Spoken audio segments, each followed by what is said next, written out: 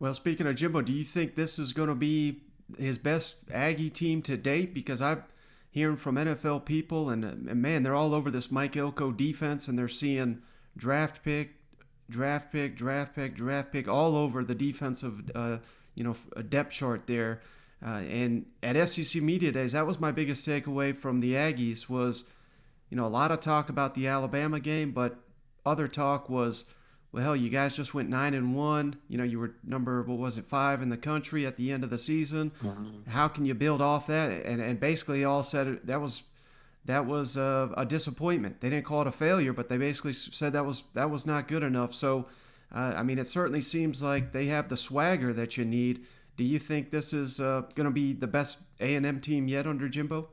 It could be. Last year's was really good. And people didn't appreciate that that team. I don't think. I think their last 7 games they won by 2 touchdowns or more. That's a pretty ridiculous stretch. Even the LSU game, everybody was kind of down on them after that performance. That game was 20-0 before the third quarter was up, and it was 20-0 with 30 seconds left in the game, like that. And that was on their bad day. 42-17 over Arkansas through 3. They won an Orange Bowl by more than 2 touchdowns. They went into Auburn, and it was a 4-quarter game, but they won that by I think, well, maybe that was 13 points. But they went and handled business week after week. It was a really good team. This one has a chance to be better. Yeah, you talked about that defense. They returned 9 of 11, but more importantly, I think they returned 20 of 22. And this is a team. Now, this is some Bama, Georgia, LSU type stuff when you start saying it out loud. But they signed 4 5-star players in this past class that are going to be true freshmen this year. And there's a chance that a Bryce Foster could work his way in the starting lineup at guard, maybe. But there's also a possibility that those 4 guys are role players that get their real chance in year 2. And that's kind of tells you where this team's at in terms of how loaded it is. The one position, the wide receiver position could be anywhere from solid to really good. That depends on, Caleb Chapman and Damon Demas on the outside. Mm-hmm. How quick, does Damon start to live up to that 5-star billing? He didn't really play much last year.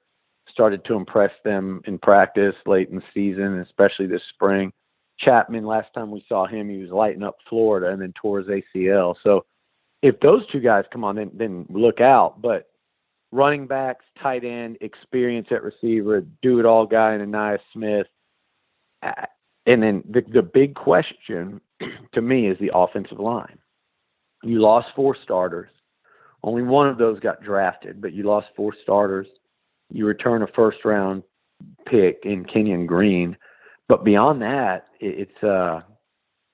there's a lot of new faces, and you have a new quarterback. You lost a senior QB, and you have a new offensive line.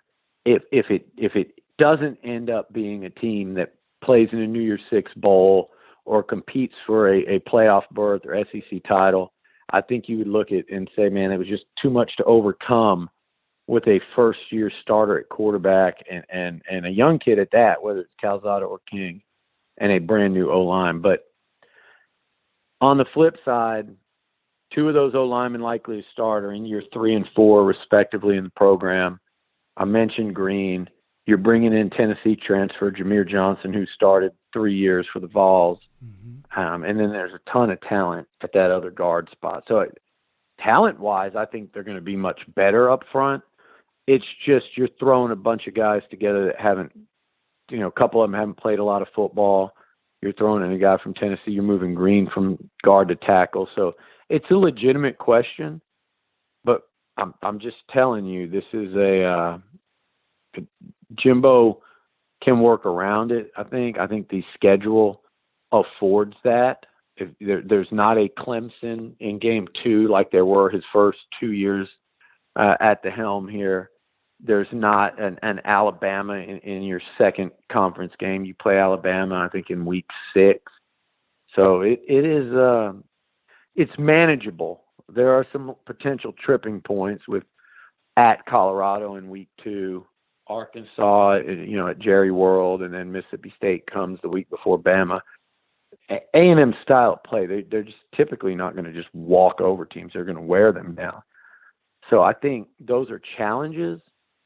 But you know how it is, Mike. When you look at the SEC schedule, you're looking for these 3-game stretches that you're like, how in the hell are we ever going to navigate that? Mm-hmm. And you're looking for the back-to-backs of Bama and LSU, or there's 3 in a row. We're on the road at LSU and Ole Miss, and good. Right before that, we get Auburn at home.